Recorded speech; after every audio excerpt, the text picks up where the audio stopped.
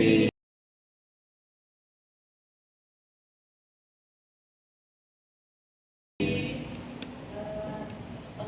saya Bulinda Agus Yaminingsih. Saya calon guru penggerak angkatan 9 dari SMA Negeri 1. Di sini saya akan memaparkan ini profil saya. Kita lihat foto sama asli. Aslinya mas. Kenapa enggak? Aslinya. Oh, bisa beda ya.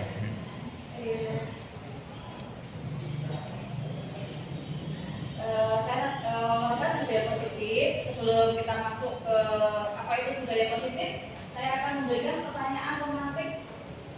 Di sini saya akan meminta jawaban dari Bapak Ibu tentang pernyataan yang saya tulis. Yang pertama, itu hukuman dapat mendisiplinkan anak. Itu setuju atau enggak? Tidak. Setuju. Setuju. Hukuman dapat mendisiplinkan anak. Jadi ada yang setuju, ada yang tidak. Terus yang kedua, pemberian hukuman dengan hal positif seperti menulis tidak akan mengulangi perbuatan atau membersihkan halaman sekolah dapat mendisiplinkan anak. Itu setuju atau tidak? Setuju. Yang ketiga, memberi penghargaan atau reward dapat meningkatkan motivasi belajar anak. Setuju. Alasannya apa, gitu? Yang pertama, hukuman dapat mendisiplinkan anak. Yang setuju, alasannya apa? Yang tidak setuju apa? Yang setuju, tidak setuju. Yang setuju, Hukuman dapat mendisiplinkan anak. Itu hukuman yang mendidik. yang tidak setuju, ada nggak tadi? Hukuman yang tidak setuju, Bu. Jadi anak itu merasa takut dan menjadi disiplinnya itu karena takut seperti itu, jadi bukan karena dari hati. Jadi seperti terpaksa gitu ya? Seperti terpaksa. Terus yang ketiga, kelas ketiga, memberi penghargaan atau reward dapat meningkatkan motivasi belajar anak. Itu tadi ada yang mengatakan setuju. Nah, setujunya Anak-anak merasa dihargai, merasa dihargai sehingga mereka akan berlomba-lomba berlomba-lomba untuk meningkatkan prestasi gitu ya. Terus, nah ini topik dalam eksplorasi konsep. Nanti kita akan bahas 6. Nah, topik yang pertama disiplin positif dan layanan kerja yang besar, yang kedua teori motivasi, hukuman, penghargaan dan restitusi. Yang ketiga keyakinan kelas, yang keempat kebutuhan dasar manusia dan dunia kualitas. Yang kelima restitusi 5 posisi kontrol. Yang keenam restitusi signifikan restitusi. Nah, disiplin positif dan nilai-nilai kebajikan universal. Apa sih itu disiplin? Ini contohnya, misalkan di sini ya ada 2 orang sahabat, ada 2 orang sahabat. Saya gambarkan ini seperti kepalan tangan. Nah, di dalam kepalan tangan ini ada sesuatu atau ada benda yang sangat jenengan impi-impikan dari kecil, dan itu sangat berharga banget.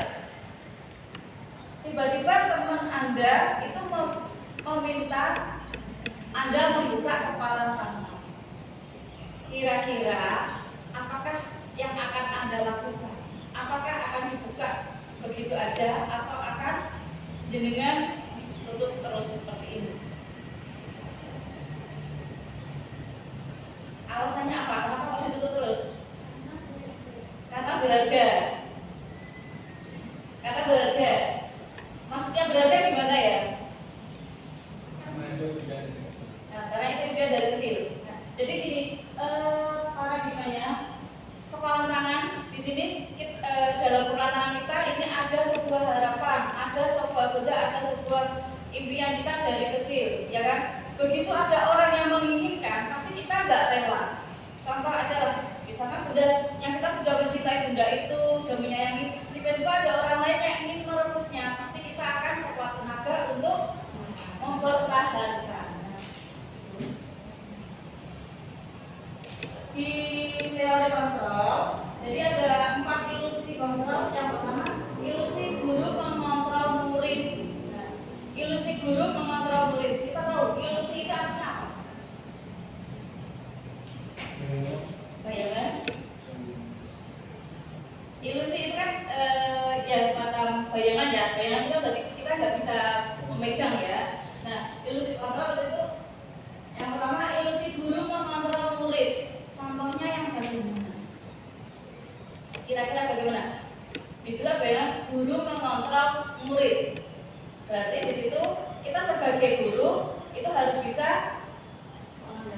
Ya, mengendalikan murid kita sendiri.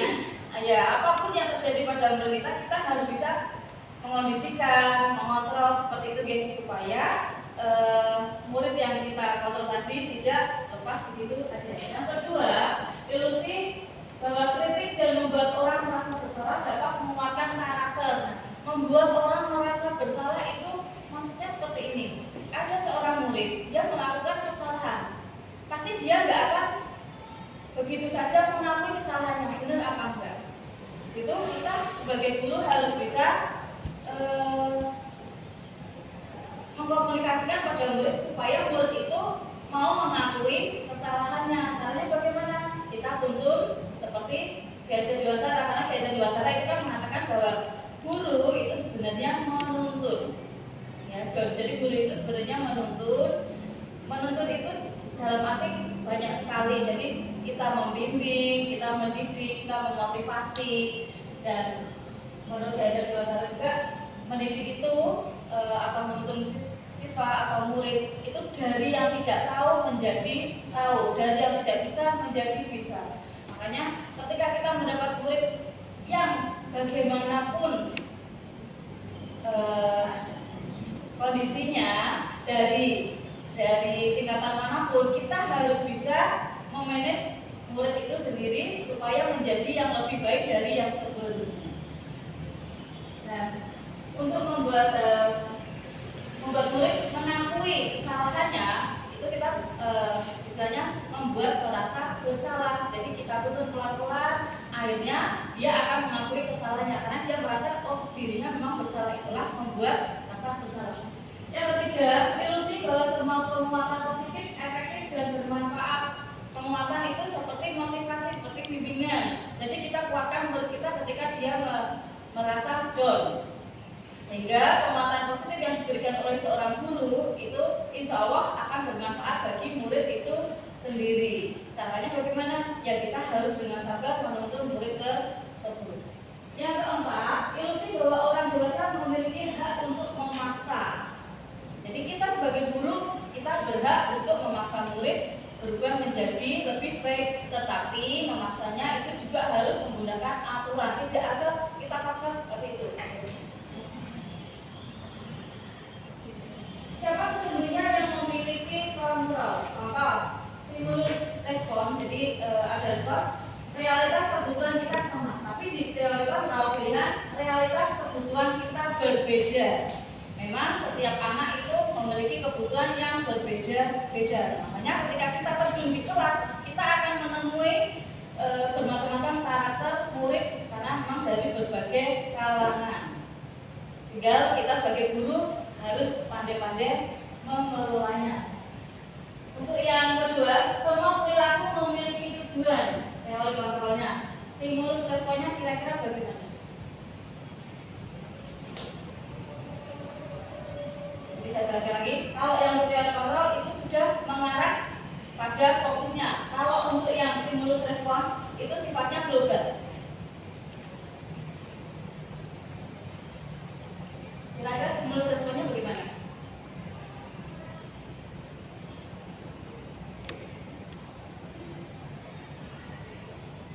Kalau teori kontrolnya, semua perilaku memiliki tujuan. Stimulus responnya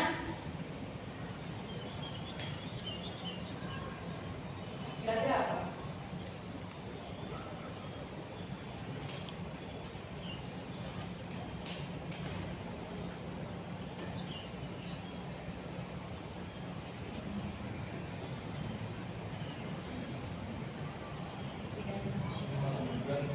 Tidak semua perilaku tidak semua perilaku memiliki tujuan.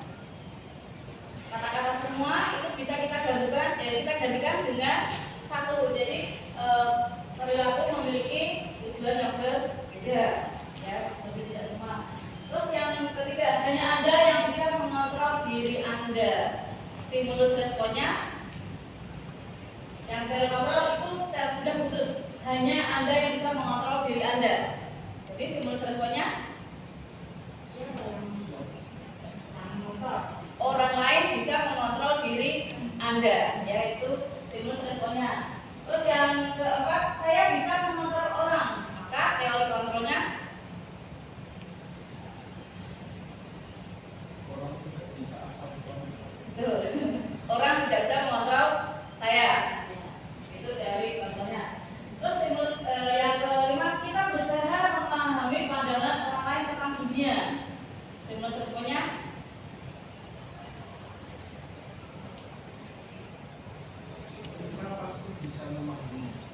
pasti bisa memahami.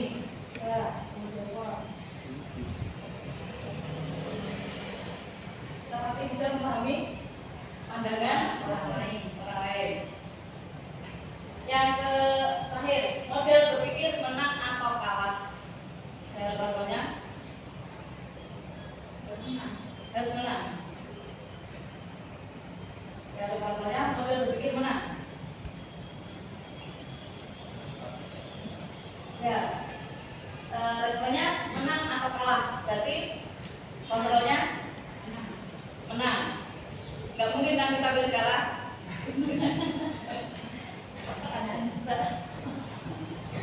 Ini disiplin positif menurut William Glasser itu yang pertama, Anda tidak bisa mengontrol orang lain, benar apa enggak? Ya kan, yang bisa mengontrol diri kita itu kan hanya kita sendiri. Karena kita mau berubah menjadi baik atau menjadi buruk itu yang tahu kita sendiri. Orang lain tidak bisa. Katakanlah dulu waktu kita masih kecil, kita dikasih tahu A, B, C, D, E, itu nggak bakal mempan karena memang itu keinginan kita sendiri. Makanya ketika kita bertemu dengan guru yang seperti itu, kita memang harus flashback ke kita ya. Apakah kita juga mau dikontrol sama orang lain? Pasti juga tidak menginginkan itu. Makna disiplin di sini belajar kontrol diri dengan menggali potensi agar mencapai tujuan mulia, sesuatu yang menjadi seseorang yang diinginkan berdasarkan nilai-nilai yang kita hargai. Nah, nilai-nilai itu nilai-nilai apa? Nilai-nilai itu ada nilai kebajikan. Nilai kebajikan kira-kira apa? Nilai kebajikan?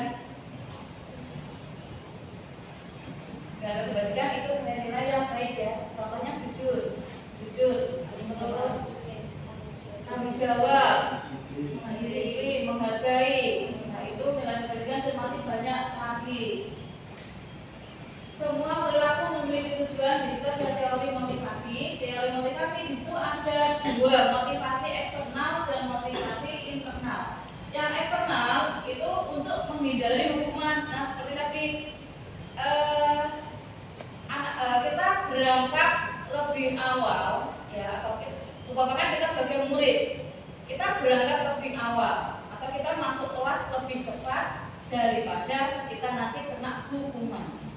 Berarti itu karena kita untuk menghindari hukuman. Itu motivasi dari eksternal. Jadi karena ada hukuman, maka seorang murid itu akan berangkat lebih awal. Yang kedua, untuk mendapatkan imbalan. Nah, tadi misalkan seorang guru mengatakan, kalau kamu nanti bisa datang tepat waktu, maka kamu nanti akan mendapat nilai positif. Nah, itu dia berharap mendapatkan imbalan. Jadi mereka berlomba-lomba berangkat lebih awal. Sedangkan yang dari motivasi internal itu untuk menghargai diri sendiri. Jadi ketika seorang murid atau kita sebagai guru kita berangkat lebih awal atau berangkat sesuai dengan waktunya, nah itu sebenarnya kita untuk menghargai diri kita sendiri, yaitu disiplin tepat waktu. Meskipun yang namanya kondisi itu nggak bisa kita harapkan sesuai dengan keinginan. Model berpikir menang, kolaborasi dan konsensus menciptakan pilihan-pilihan baru. Ada 5 posisi kontrol seorang guru. Yang pertama itu sebagai penghukum.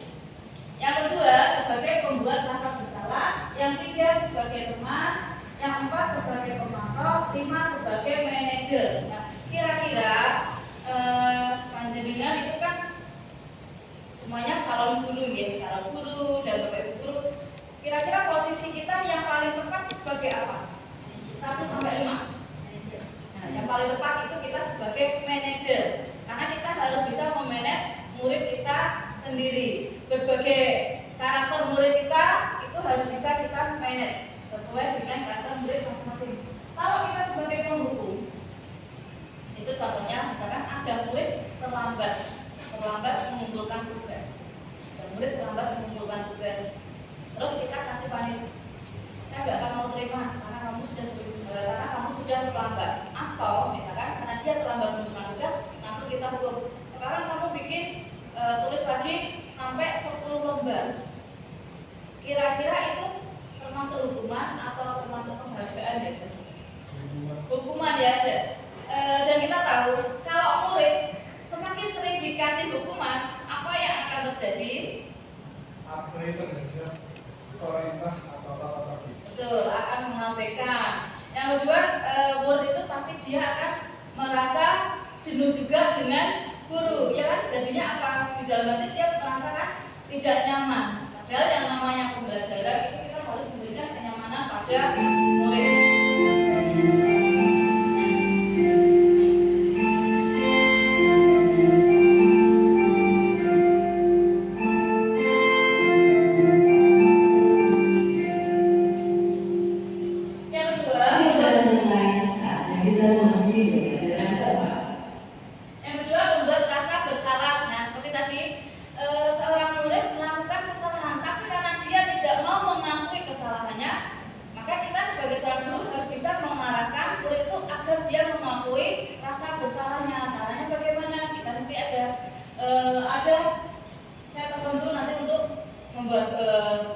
Membuat murid mengakui kesalahannya. Yang tiga, kita sebagai teman, guru sebagai teman itu ketika murid itu mendapatkan masalah, kita harus bisa bertindak sebagai teman. Caranya bagaimana?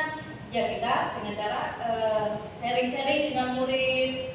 Jadi murid nanti akan lebih nyaman dengan kita dalam hal bercerita apapun. Itu sebagai teman dan kita kasih motivasi ke murid tersebut. Yang kelima, sebagai pemantau. Sebagai pemantau itu jadi ketika murid sudah mengakui kesalahannya dan kita sudah melakukan langkah-langkah untuk memberi kenyamanan pada murid, maka kita harus pantau kegiatan murid tersebut. Yang kelima itu sebagai manajer. Nah, sebagai manajer nanti ya, memang guru itu lebih tepatnya sebagai manajer karena kita harus bisa mengelola murid. Entah dia dari kalangan mana, kita harus bisa mengatasi murid yang tersebut.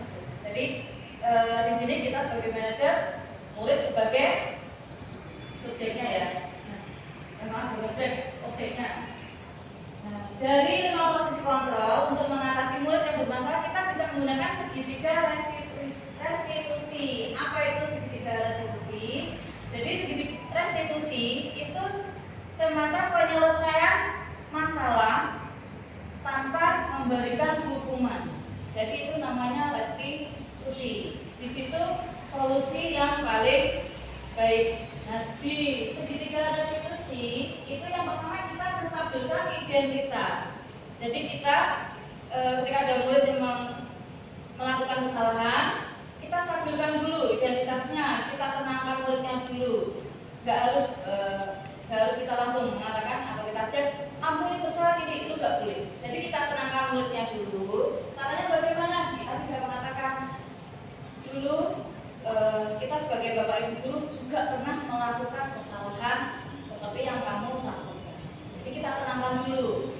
Habis itu baru kita validasi kebutuhan. Nah, kebutuhan dia apa? Nah, disitulah di validasi kebutuhan kita akan mengarahkan murid untuk mengakui kesalahannya. Jadi membuat merasa bersalah. Jadi ketika bapak ibu mengatakan dulu bapak ibu guru juga pernah melakukan kesalahan itu. Tetapi ada kata tetapinya, habis itu nanti akan muncullah rasa bersalah. Yang ketiga kita menanyakan keyakinan. Keyakinan itu apa? Keyakinan itu keyakinan kelas yang sudah dibuat atau disepakati bersama antara guru dan murid. Jadi sebelum kita melakukan pembelajaran atau awal-awal di pembelajaran kita lakukanlah kesepakatan atau buat keyakinan kelas. Jadi keyakinan itu dibuat bersama-sama antara guru dan murid. Karena itu yang membuat yang murid, yang melakukan murid, maka nanti yang akan melaksanakan konsekuensinya itu juga murid. Di situ guru akan di situ kita akan melihat bahwa guru ada perannya juga, tapi guru bukan sebagai penghukum. Kalau murid ada kesalahan, maka dia sendiri yang akan melaksanakan konsekuensinya. Kenapa? Karena dia sudah membuat keyakinan kelas. Jadi ketika murid itu sudah mengakui kesalahannya, baru kita kembalikan ke keyakinan kelas, menanyakan keyakinan. Kemarin kita sudah membuat keyakinan yang disepakati bersama. Berarti di situ kamu sudah melakukan kesalahan. Nah, konsekuensinya apa?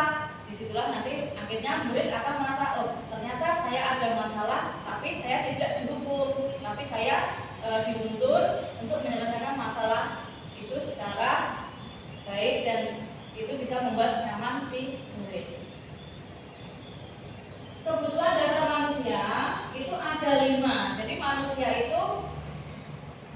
memiliki 5 kebutuhan dasar. Yang pertama itu bertahan hidup.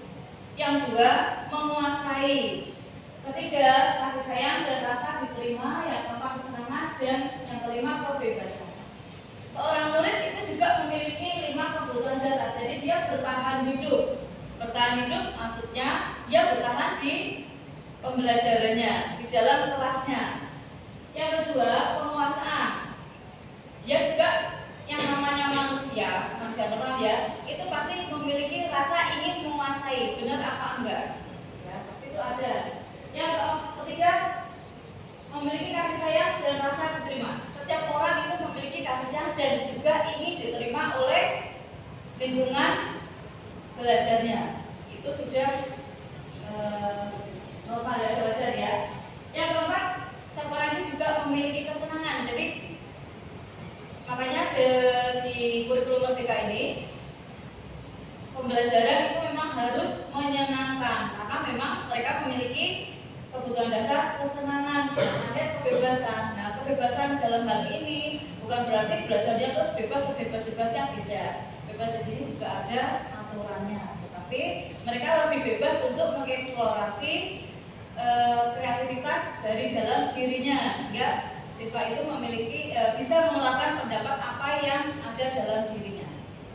Istilahnya pembelajaran itu harus berpihak pada murid, sudah tidak ke teacher center lagi. Ini disiplin. Menurut bahasa Latin, disiplin itu artinya belajar. Sedangkan dari Socrates dan Plato, disiplin diri itu dapat menggali potensinya menuju sebuah tujuan apa yang dia hargai. Namun dalam budaya kita makna kata disiplin telah berubah menjadi sesuatu yang dilakukan seseorang pada orang lain untuk mendapatkan kepatuhan. Benar apa enggak? Karena sekarang kata disiplin itu sudah berubah. Yang tadinya disiplin itu sebenarnya kan belajar dari yang tidak baik menjadi baik, gitu kan? Tapi sekarang kata-kata disiplin itu sekarang konotasinya sudah berubah. Contohnya harus datang tepat waktu, ya kan? Nah itu sekarang sudah sebagai kata-kata disiplin. Kalau datangnya molor, pasti akan dikatakan kamu itu tidak disiplin, gitu kan? Nah, maka sebenarnya disiplin itu bukan yang disitu, karena disiplin itu sebenarnya bisa memberikan kenyamanan, tapi yang sekarang dirasakan disiplin itu menjadi sebuah hal yang tidak nyaman. Ini pilihan pembelajaran tadi yang sudah disebutkan ya. Ada judul dan lain sebagainya. Nilai kebajikan menurut Dresser juga seperti dalam P5 ya, dalam P5 itu ada beriman, bertakwa pada terima Isa, beramal mulia, mandiri, benar kritis, berkebinekaan global, gotong royong dan kreatif. Itu nilai-nilai yang diharapkan. Jadi di kurikulum Merdeka ini siswa memang diharapkan memiliki 6 elemen dalam P5, profil pelajar Pancasila. Dan dari P5 ini sebenarnya sudah mengandung nilai-nilai kebajikan. Contoh berkebinekaan global. Berkebinekaan global di sini bisa diartikan bahwa dalam suatu lingkungan sekolah itu terdiri dari berbagai karakter, berbagai tingkatan, berbagai kalangan, berbagai agama, berbagai suku. Nah, di situ kita harus bagaimana menjadikan anak-anak itu merasa satu dalam perbedaan yang macam-macam. Terus di sini juga dituntut untuk gotong royong. Gotong royong itu kerjasama. Kerjasama bisa diterapkan dalam pembentukan kelompok-kelompok diskusi di kelas. Di situ kita akan lihat kalau kita bikinnya kelompoknya besar, tidak akan terlihat siswa mana yang bekerja dan siswa mana yang tidak bekerja. Kita kelompoknya kita rubah lagi menjadi kecil. Pasti nanti akan kelihatan mana anak yang bisa bekerja sama dan mana anak yang tidak bisa bekerja sama. Dari kerjasama tadi itu akan menimbulkan kreatif anak masing-masing.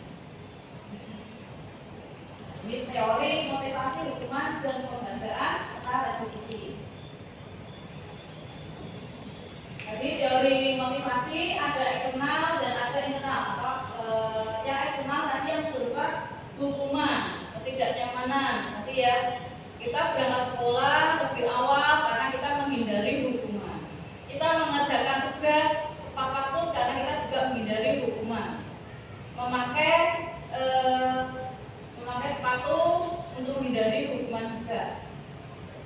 Padahal sebenarnya ya sebenarnya hukuman itu bisa dibuat menjadi lebih soft lagi ya. Jadi tinggal dari terapan dari hukuman itu sendiri. Jadi maksudnya sih supaya anak itu merasa nyaman dengan hukuman, itu seorang guru bisa melakukan dengan cara-cara yang lebih halus lagi. Contohnya bagaimana?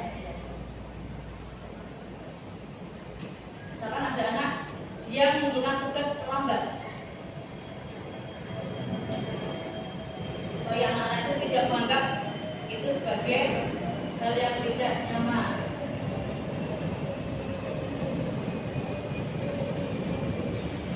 Pasti pernah kan anak-anak memilih tugas terlambat.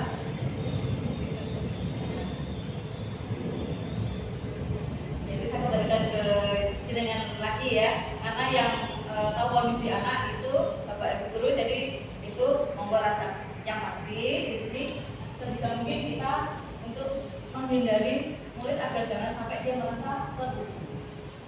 Yang kedua itu murid melakukan sesuatu karena untuk mendapatkan imbalan. Tadi karena dia mengharapkan supaya mendapat nilai yang bagus dan mendapat reward dalam bentuk lain, sehingga dia harus melakukan hal tersebut. Yang ketiga itu untuk menghargai diri sendiri ya. Tadi ya kita harus datang tepat waktu, karena dengan menghargai seperti itu berarti kita sudah menghargai diri sendiri. Ini merdeka menurut Ki Hajar Dewantara hanya terlepas dari perintah, akan tetapi juga cakap membuat memerintah diri sendiri. Itu maksudnya bagaimana? Merdeka itu tidak hanya terlepas dari perintah. Kita sudah dikatakan merdeka apabila kita sudah tidak diperintah lagi, begitu kan? Tapi kita harus bisa memerintah diri sendiri. Maksudnya bagaimana? Kita menghindari perintah, tapi kita harus memerintah diri sendiri. Maka ada lingkungan. Artinya jadi gini, kita kan tidak mau diperintah, tapi kita bisa memerintah diri sendiri, yaitu mulai dari diri sendiri. Mas satu mulai dari diri sendiri. Tadi dalam teori kontrol ya, hanya diri kita sendiri yang bisa mengatur kita sendiri, gitu kan? Jadi kita mau datang tepat waktu itu kan karena kita sendiri yang mengaturnya. Nggak mungkin orang lain besok kamu harus datang jam sekian, pasti kita nggak mau. Jadi kita harus tahu dengan datang tepat waktu ternyata manfaatnya banyak sekali. Apa yang pertama, kita bisa istirahat sebentar, kita bisa ngobrol dulu atau mengerjakan tugas yang lain. Itu sebenarnya memerintah diri sendiri.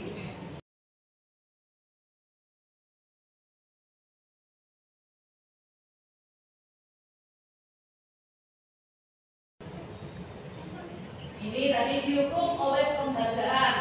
Dihukum oleh penghargaan itu maksudnya gini, anak kalau dia berhasil menjawab pertanyaan, kita kasih tambahan nilai. Tapi itu pengaruh jangka pendek dan jangka panjangnya baik atau enggak? Pengaruh jangka pendeknya baik dan jangka panjang baik atau enggak? Kita ketika ada anak yang berhasil menjawab pertanyaan yang kita berikan, kita selalu memberi nilai yang lebih. Pengaruhnya baik atau tidak? Tidak. Kenapa? Seorang peserta akan melakukan sesuatu dengan penghadapan imbalan. Jadi jika nanti dampaknya, jika ada mata pelajaran lain yang tidak benar-benar berbeda dan tidak memberikan nilai yang sama, maka siswa kan. Jadi memang seperti itu ya. Terkadang ketika kita memberikan reward kepada murid, itu imbasnya terkadang negatif. Tapi kalau misalkan murid itu ternyata dia melakukan sama dengan pembelajaran lain, itu bisa. Tapi terkadang murid memang dia pasti akan melakukan itu karena memang ada sesuatu, ya ada sesuatu. Jadi dia selalu beranggapan saya harus menjawab karena saya mendapat nilai sekian. Dengan guru yang A atau guru yang B tidak pernah mendapat itu, maka dia akan merasa malas karena nggak dapat reward.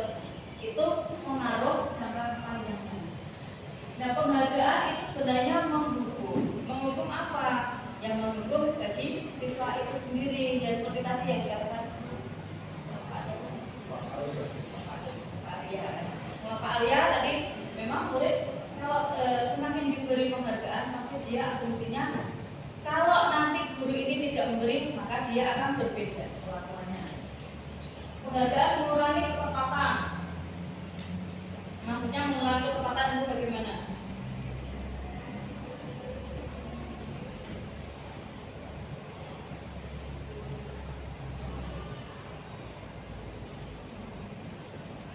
Contoh misalkan kita di kelas kita kasih soal 3/3, terus belum kita kasih waktu silakan dijawab dalam waktu 3 menit. Kalau ada yang bisa silakan maju. Kadang kalau anak yang dia memang ambis ya mereka ambis pengen mendapatkan nilai yang lebih pasti dia akan menjawab cepat-cepatan sehingga kadang jawaban itu salah. Pernah mengalami seperti itu karena dia memang penghargaan itu mengurangi ketepatan. Terus penghargaan itu sebenarnya juga tidak efektif. Tidak efektif karena anak-anak itu pasti akan berlomba-lomba untuk mendapatkan hal yang tersebut sehingga dia kadang tidak memikirkan teman yang lain karena dia selalu memikirkan diri sendiri. Yang terakhir penghargaan itu merusak hubungan. Hubungan siapa? Hubungan pertemanan. Karena gini, ketika dia mengharapkan dapat nilai yang lebih dan guru itu akan memberikan penghargaan, maka anak itu akan berusaha bagaimana dia selalu number one. Maka ketika ada teman sebelahnya tanya, ini bagaimana caranya, dia pasti tidak akan memberi tahu. Ini juga bisa menurunkan kualitas, mematikan kreativitas dan juga mengurangi motivasi intrinsik. Motivasi intrinsik itu dari dalam diri dia sendiri. Karena sebenarnya dari diri sendiri dia sudah mau berhenti, tapi karena ada motivasi eksternal tadi, ada penghargaan, makanya dia akan berlomba-lomba untuk mendapatkan penghargaan itu sendiri. Motivasi intrinsiknya karena dia penghargaan itu kan sudah tidak. Bentuk apresiasi itu bisa kita berikan secara khusus, ya bisa kita berikan secara khusus. Yang kedua, pengakuan secara pribadi. Yang ketiga, pengakuan pada semua murid. Yang keempat, pengakuan secara konsisten. Yang kelima, fokus pada proses. Jadi sebuah pengakuan itu bisa kita berikan hubungan secara khusus. Contoh misalkan ada seorang anak yang dia melakukan kesalahan, kita bisa dukung anak itu secara khusus karena nggak mungkin kita langsung menjudge anak itu seperti kamu seperti ini, nggak boleh. Memang kita harus pelan-pelan supaya anak itu bisa menyadari kesalahannya dan tidak akan mengulangi lagi. Itu semuanya memang memerlukan sebuah proses. Ini contohnya kalimat pembukanya bisa kita bilang kemarin saya perhatikan kamu tidak memperhatikan guru saat mengajar. Kemarin waktu saya mengajar kamu kok kayaknya kurang semangat untuk memperhatikan pelajaran saya. Di situ apa? Nilai kebajikannya di situ rasa empati guru kepada murid itu ternyata sangat besar. Jadi ya kita sebagai guru berhaklah menegur murid seperti itu. Terus situasinya berarti kita menolong murid bisa murid baru, bisa murid yang lama yang baru. Ini contoh-contoh kalimat apresiasi kebajikan. Jadi kebajikan ada jujur, tanggung jawab, empati, kemudian dan masih banyak lagi. Ini sekarang tindakan guru, perbedaan hukuman dan konsekuensi. Kalau hukuman itu sesuatu yang diberikan kepada orang yang melakukan kesalahan. Konsekuensi itu hal yang dilakukan apabila kita melakukan kesalahan dan kita menyadari kesalahan itu, maka kita harus melakukan apa yang kita langgar tadi. Itu konsekuensi. Kira-kira mencatat 100 kali dalam buku, karena saya tidak akan terlambat lagi karena saya tidak akan terlambat lagi karena dia terlambat sebuah, maka dia mencatat 100 kali. Kira-kira itu hukuman atau konsekuensi? Hukuman. Yang kedua,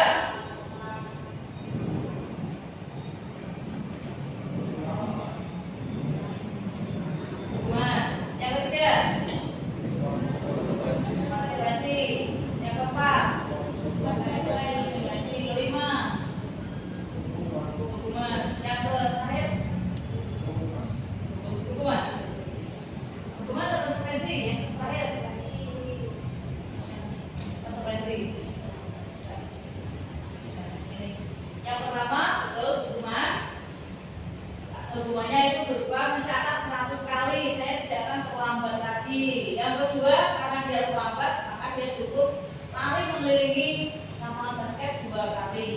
Yang ketiga konsekuensi, karena dia sudah mencoret-coret kertas kerjaan dari temannya. Yang keempat, dia sudah mengotori meja. Yang kelima itu karena dia sudah melanggar aturan. Yang keenam juga karena dia terlambat. Itu sudah konsekuensi. Konsekuensi itu dibuat karena memang ada keyakinan kelas saja. Ini perbedaan hukuman dan konsekuensi. Hukuman itu menyakitkan yang harus terjadi.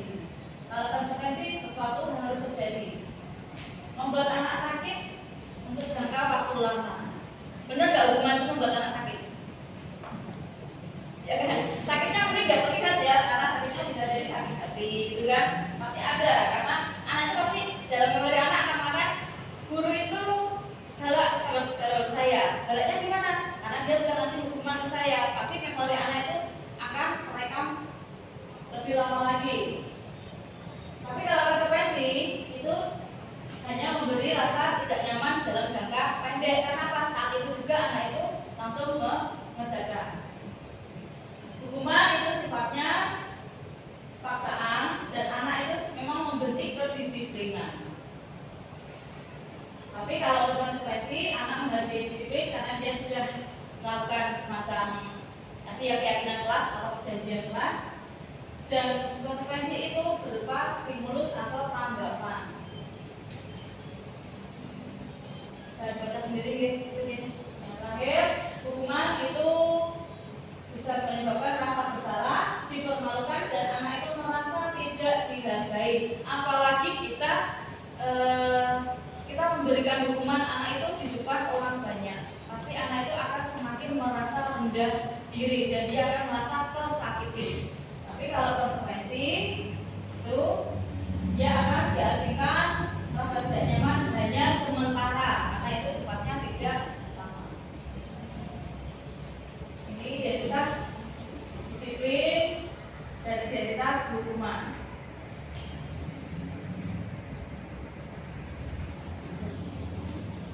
Restitusi tadi menciptakan kondisi bagi murid untuk memperbaiki kesalahan. Jadi restitusi ini bisa digunakan dalam membantu menyelesaikan permasalahan dari murid atau kita memberikan solusi yang baik pada murid supaya murid itu mau menyadari kesalahannya dan dia akan berjanji tidak akan mengulangi kesalahan yang sama. Itu restitusi. Itu memberikan kenyamanan pada murid karena murid merasa dia ternyata ada yang menyayangi dia, memperhatikan dia. Itu dalam bentuk restitusi. 9 ciri-ciri restitusi. Yang pertama, bukan untuk menebus kesalahan, namun untuk belajar dari kesalahan. Jadi ya kita bisa menggunakan validasi kebutuhan. Yang kedua, memperbaiki hubungan. Yang ketiga, tawaran bukan paksaan. Yang keempat, menuntut melihat ke dalam diri sendiri. Yang kelima, mencari kebutuhan dasar mendasari tindakan. Itu validasi juga. Fokus pada karakter dan bukan tindakan. Fokus pada solusi. Memberikan murid yang bersalah pada kelompoknya itu keyakinan kelas. Jadi dari kita stabilkan, kita beri kenyamanan. Kita beri kenyamanan pada siswa itu, kita beri ketenangan, baru kita arahkan ke membuat rasa bersalah. Jadi kita buat murid itu merasa bersalah dan dia mau mengakui kesalahannya. Dan yang terakhir, kita bisa membalikan murid itu pada pribadi awalnya. Karena memang seorang murid itu dia memiliki kodrat alam sendiri-sendiri. Jadi tidak ada seorang anak itu yang sebenarnya nakal. Anak itu sebenarnya semuanya baik. Ya. Hanya di perjalanannya aja karena lingkungannya mungkin dia bisa berubah menjadi tidak baik. Nah, itu tugas kita sebagai seorang guru, bagaimana merubah anak yang tidak baik menjadi baik. Kita bisa menggunakan restitusi. Nah, ini dari restitusi kita bisa membuat keyakinan kelas. Apa sih keyakinan kelas? Keyakinan kelas itu bisa kita buat dengan kesepakatan antara guru dan murid. Kita kita buat. Memang keyakinan formasi ini mengadopsi dari peraturan yang sudah ada. Dan dalam pembuatan keyakinan kelas kita tidak dianjurkan menggunakan kalimat negatif. Jadi kalimatnya positif, contoh kalimat negatif itu apa? Dilarang, tidak boleh, itu tidak boleh kita gunakan. Jadi contohnya ya, dilarang membuang sampah sembarangan. Berarti kalimat positifnya ya, buang sampah pada tempatnya. Jadi tidak boleh ada kata dilarang, kata tidak itu tidak boleh. Nah, ini contohnya.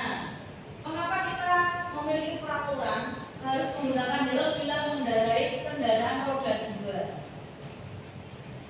Atau kenapa kita harus memiliki SIM ketika kita mau mengendarai kendaraan roda 2 atau roda 4? Kenapa itu? Karena untuk apa? Kita punya SIM untuk apa?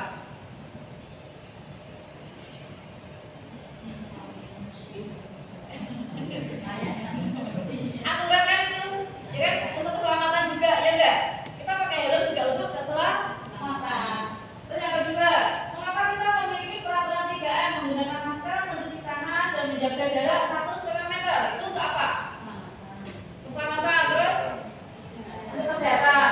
Yang ketiga, mengapa kita memiliki peraturan harus datang tepat waktu pada saat mengikuti pelatihan? Agar selesai tepat waktu. Terus bisa memiliki pelatihan dengan kondusif. agar bisa Memiliki pelatihan dengan kondusif. mengikuti pelatihan dengan kondusif. Bukan paksaan ya? Bukan ya? Kalau paksaan berarti kan kita takut ya.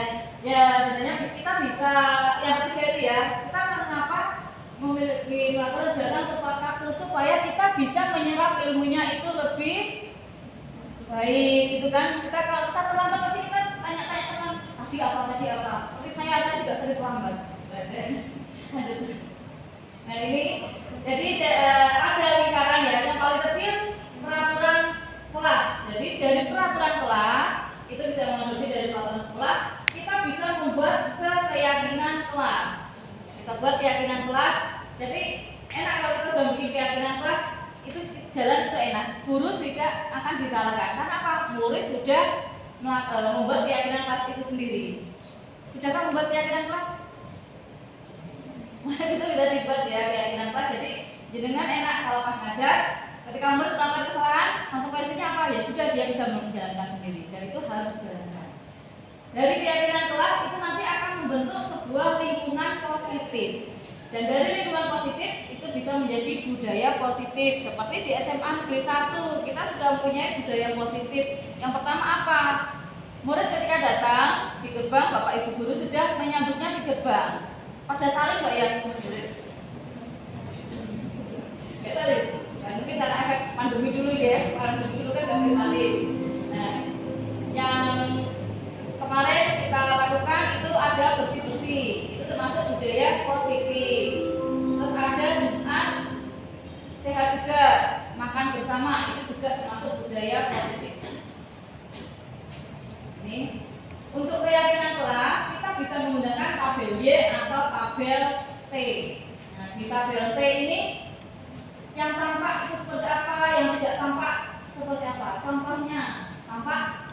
Jadi antara kita guru sebagai guru kita bisa membuat tabel T ini dengan murid. Contoh untuk yang tampak, guru datang tepat waktu. Yang tidak tampak, guru terlambat datang. Terus kita bisa untuk yang hormat. Untuk yang hormat kira-kira contohnya apa?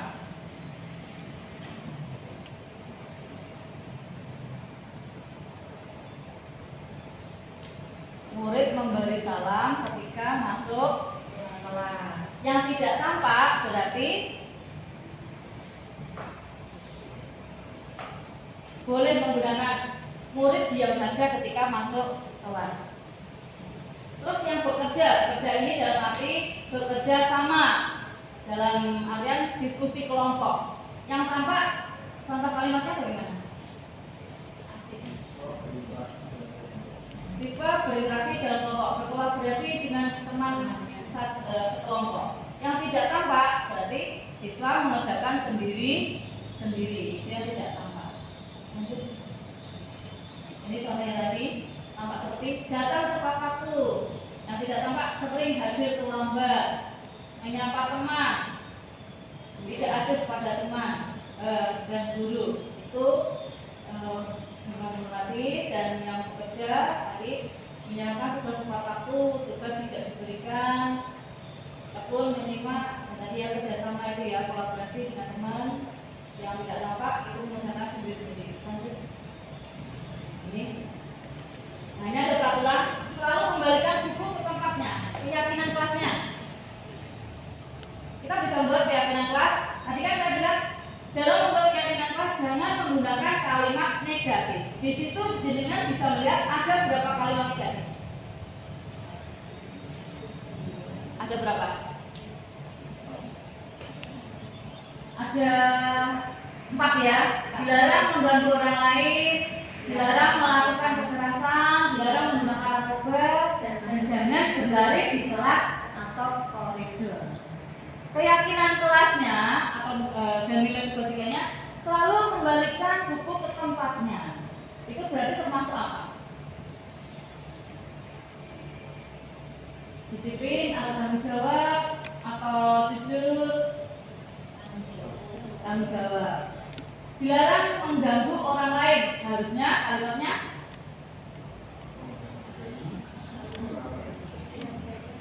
bersikap baiklah pada orang lain. Itu nanti bisa jadi keyakinan kelasnya. Itu kira-kira nilai kebajikannya apa? Menghargai, menghormati, hadir di sekolah 15 menit sebelum pembelajaran dimulai, disiplin, apalagi tanggung jawabnya enggak? Dilarang melakukan kekerasan. Jadi harusnya melakukan konten, melakukan kegiatan. Itu berarti apa? Kebajikannya empati. Dilarang menggunakan narkoba.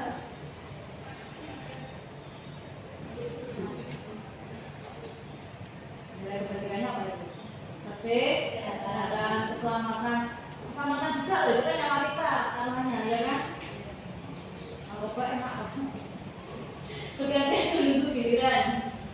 Itu berarti antri. Nilai kebajikannya sabaran, bisa sabaran. Terus disiplin ya. Gunakan masker. Jangan berlari di kelas atau koridor. Ya, itu untuk keselamatan. Kalau dalam kelasnya sempit gitu ya. Nanti kalau jatuh, nanti kalau ternyata tahu rasa gitu, nggak boleh ya. Juga tahu rasa itu nggak boleh ya. Lanjut. Ini tadi ya, keselamatan, keamanan, gunakan masker, kesehatan. Kebutuhan dasar manusia tadi kita sudah bahas ada 5 kebutuhan. Ini ada 5 kebutuhan manusia. Yang pertama tadi bertahan hidup ya, bertahan hidup saya taruh di tengah, bertahan hidup. Yang kedua penguasaan. Yang ketiga kasih sayang dan rasa diterima. Yang keempat kesenangan. Yang kelima kebebasan. Benar nggak manusia itu memang memiliki 5 dasar seperti itu? Apakah Anda sudah merasakan bertahan hidup? Ya. Buktinya apa bertahan hidup? Sampai sekarang masih hidup gitu ya. Jadi kita bertahan hidup. Nah, kita bisa bertahan hidup itu dengan cara kalau untuk kita manusia dewasa dengan cara bekerja itu kan memenuhi makan dan kebutuhan sehari-hari. Penguasaan, manusia itu pasti memiliki rasa ingin menguasai. Benar kan? Ya. Ya itu Anda sendiri yang tahu ya menguasai hal apa, dengan yang tahu. Kasih sayang dan rasa diterima itu pasti. Murid pun juga ingin mendapatkan kasih sayang dan diterima dalam lingkungan sekolahnya, enggak hanya sama temannya tapi juga sama gurunya. Jadi kalau ada murid yang mungkin Bapak Ibu guru sebenarnya dia pakai emang dia sebenarnya dia memang lagi membutuhkan rasa kasih sayang, dia membutuhkan Murid itu juga memiliki kesenangan. Hanya ketika kita mengajar, bahkan murid itu merasa senang terhadap diri kita. Kalau murid itu senang dan nyaman, pasti kita bisa dikatakan sebagai guru yang dirindukan. Contohnya dirindukan kalau kita nggak datang ke kelas, pasti kita ditanyain, Bu ini kemana, Pak ini kemana? Itulah yang dirindukan. Pernah nggak anak seperti itu? Pengen ya seperti itu ya, dipanggil sama murid-muridnya gitu ya, kalau nggak kelas-kelas. Yang terakhir itu kebebasan. Manusia itu pasti memiliki rasa kebebasan dan kita tidak mau merasa terikat. Benar nggak? Pasti ya Mas ya, nggak mau terikat ya. Saya juga nggak mau terikat. Lanjut. Nah, posisi kontrol. Lanjut. Tadi ada 5. Sebagai pemukul, membuat orang merasa bersalah, teman, pemantau, dan manajer. Tetapi kita sebagai guru itu yang paling tepat itu sebagai manajer. Kenapa kalau sebagai manajer paling tepat? Saya katakan karena sebagai manajer itu kita bisa memanage segala sesuatu yang terjadi pada murid dan juga pada diri kita sendiri. Di situ ketika kita melakukan manage terhadap murid, kita bisa menggunakan segitiga restitusi. Lanjut. Ini pernyataan. Saya kecewa sekali dengan kamu. Itu bisa membuat orang itu merasa bersalah. Jadi ketika kita sedang melakukan pendekatan pada anak yang mengalami masalah, kita bisa gunakan kalimat-kalimat tersebut ya. Jadi, ayo lakukan demi ibu dan bapak. Itu berarti kita sebagai teman. Saya yakin jenengan setiap hari pasti pernah mengatakan hal-hal seperti itu, iya apa enggak? Secara tidak sadar jenengan sudah melakukan. Jadi jenengan itu sudah sebagai penghukum juga, sudah sebagai pembuat orang merasa bersalah, dan juga sebagai manajer bagi murid-murid, bahkan ada yang sebagai teman. Begitu nggak Bapak Ibu ya? Mudah-mudahan itu bisa dilanjutkan ya. Yang penting kita jangan sampai menghukum siswa. Lanjut. Itu dari antara peraturan maka konsekuensi dan dia itu nanti akan ke nilai-nilai manajer dan bagaimana cara memperbaikinya. Kalau kamu tidak seperti ini, maka saya akan itu kalimat-kalimat yang bisa kita gunakan. Ini segitiga restitusi. Ini segitiga restitusi. Di sini restitusi ini yang bisa digunakan sebagai solusi yang terbaik bagi murid yang mengalami permasalahan. Jadi kita stabilkan identitasnya, kita beri kenyamanan, baru kita validasi kebutuhan. Apa sih sebenarnya yang diinginkan oleh murid itu? Kenapa dia melakukan kesalahan seperti itu? Karena setiap orang melakukan kesalahan, itu pasti ada sebabnya. Gak mungkin melakukan kesalahan itu karena diri sendiri. Dia mau seperti ini enggak, karena itu memang ada sebabnya. Yang terakhir baru kita tanyakan keyakinan. Kita kembalikan keyakinannya seperti apa kemarin di kelas, kesepakatannya bagaimana. Baru murid itu nanti akan menyadari, oh ini kesalahan saya dan saya harus seperti ini.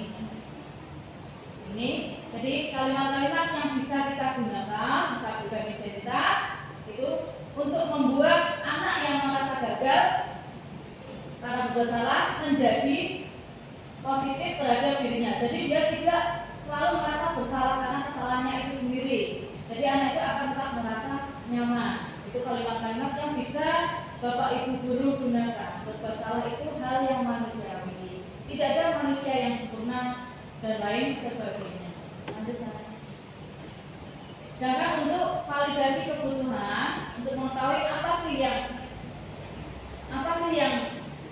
membuat anak itu melakukan kesalahan, penyebab apa, kenapa dia seperti itu, Bapak Ibu guru bisa menggunakan kalimat-kalimat.